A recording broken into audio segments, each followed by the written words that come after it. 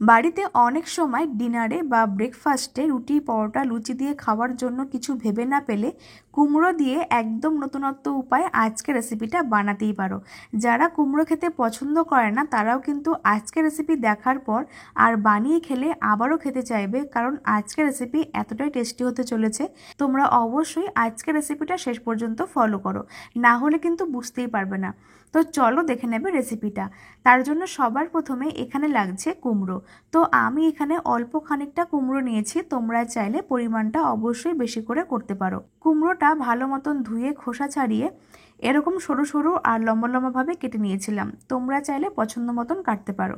তার সঙ্গে নিয়েছিলাম একটা কাঁচা ডিম, তোমরা চাইলে দুটো ডিম দিয়েও করতে পারো। তো এবার চলো রেসিপিটা বানিয়ে নেওয়ার পালা। তার জন্য কড়াইতে অল্প করে অ্যাড করতে হবে সর্ষের তেল। সর্ষের তেলটা আমি এখানে ব্যবহার করলাম, তোমরা চাইলে সাদা তেল দিয়েও করতে পারো। তেলটা পরিমাণ মতন অ্যাড করে ওর মধ্যে ফোড়নে অ্যাড করব খানিকটা পরিমাণে কালো জিরে। তো এখানে ফোড়নে কালো জিরেটাকে অ্যাড করে ভালো মতন মিশিয়ে নেওয়ার পর সবার প্রথমে অ্যাড করতে হবে দুটো ছোট সাইজের আলু। আলুগুলোকেও আমি একই রকমভাবে কুমড়োর মতন কেটে নিয়েছিলাম, মানে লম্বা লম্বা আর পাতলা করে। এতে করে কি হবে, আলু আর কুমড়ো সেদ্ধ হতে একই সময় নেবে, কোনোটা কম বেশি হবে না, খুব সহজেই কিন্তু রান্নাটা হয়ে যাবে। তো আলুগুলোকে দিয়ে তেলের সাথে কয়েক মিনিট খুব ভালো মতো নেড়েচেড়ে মিশিয়ে নিতে হবে। যেহেতু আলুটা সেদ্ধ হতে একটু বেশি সময় নেয়, তার জন্য প্রথমে অ্যাড করে হালকা মতন ভেজে নিতে হবে। তারপরে এর মধ্যে অ্যাড করব ওই আগে থেকে কেটে রাখা কুমড়োগুলো। কুমড়োটা আমি এখানে পরিমাণ মতো নিয়েছি। আর তোমরা যারা কুমড়ো খেতে একদম পছন্দ করো না বা কুমড়ো খেতেই চাও না, তারা কিন্তু আজকের রেসিপিটা অবশ্যই একবার বাড়িতে বানিয়ে খেয়ে দেখতে পারো। রুটি লুচি পরোটা অথবা গরম গরম ভাত দিয়ে কিন্তু খেতে দুর্দান্ত হয়েছিল।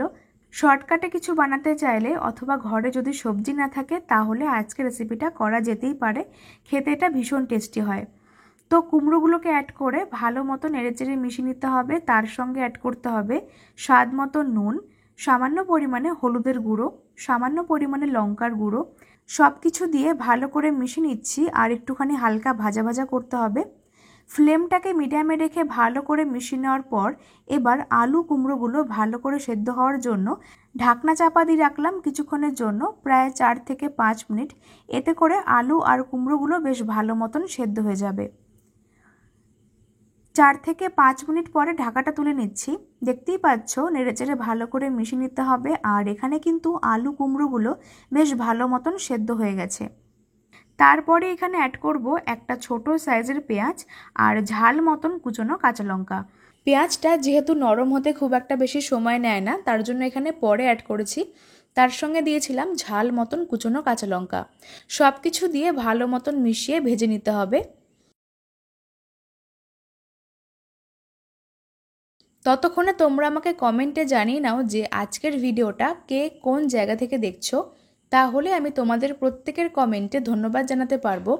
আর আজকের ভিডিওটা যদি ফেসবুক থেকে দেখছো তাহলে অবশ্যই আমার ফেসবুক পেজটিকে ফলো করো। আর তার সঙ্গে রেসিপিটা ভালো লাগলে তোমাদের বন্ধুবান্ধবের সঙ্গে শেয়ার করতে পারো। আর রেসিপিটা যদি ইউটিউব থেকে দেখছো তাহলে মিতাস ফুড জোন চ্যানেলটিকে সাবস্ক্রাইব করে পাশে বেল আইকনটা প্রেস করো, এতে করে আমার সমস্ত রেসিপির আপডেট তোমাদের কাছে খুব তাড়াতাড়ি পৌঁছে যাবে। পেঁয়াজটাকে দিয়ে সব কিছু ভালো মতন মিশিয়ে নিয়েছিলাম আর একটুখানি ভেজেও নিয়েছি।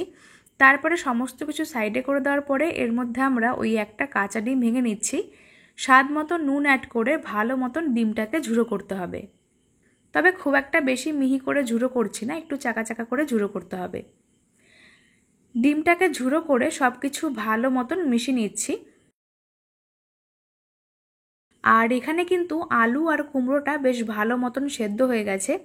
আজকের রেসিপিটা আমি এখানে হালকা করে ভাজা মতন করেছি, তবে তোমরা তরকারি বানাতে চাইলে এর মধ্যে পরিমাণ মতন অল্প করে জল অ্যাড করতে পারো, তাহলেও কিন্তু খেতে আরও বেশি টেস্টি লাগবে। তো ডিমটাকে ঝুড়ো করে সব কিছু মিশিয়ে নিয়ে হালকা ভেজে নিয়েছিলাম আর আমাদের এখানে আজকের রেসিপিটা একদম রেডি।